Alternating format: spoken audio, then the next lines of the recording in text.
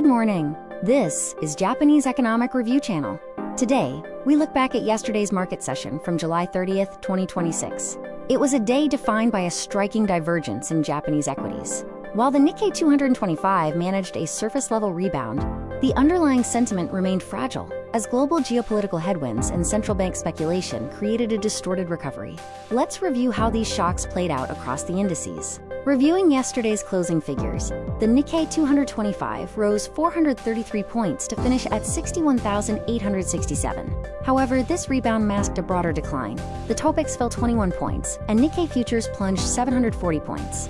This volatility followed a massive risk-off move on Wall Street the previous night, where the Dow dropped over 1,150 points. Market participants remained on high alert throughout the session.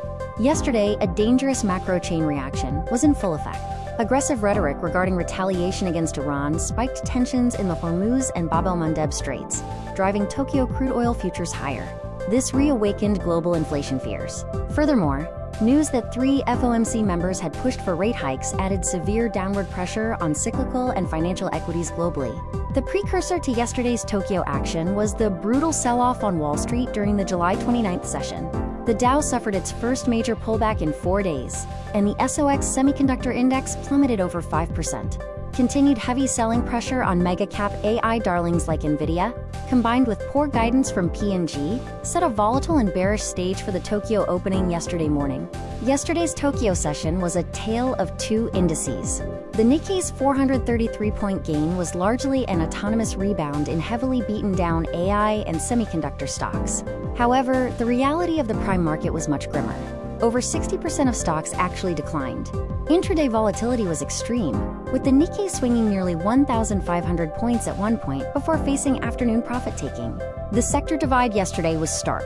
Only 5 of 33 sectors moved upward, led overwhelmingly by electronics. Advantis surged on strong earnings, and Kioxia snapped a 6-day losing streak. In contrast, 28 sectors, including securities and banks, faced heavy pressure as interest rate speculation and macro fears weighed on sentiment. It was a day of extreme winners and losers. In the emerging markets, the Growth 250 index saw a slight rebound yesterday but remained highly unstable.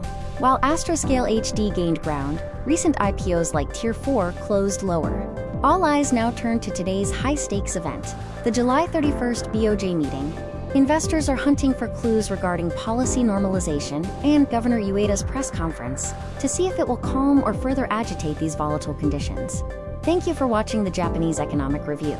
We look forward to having you with us again.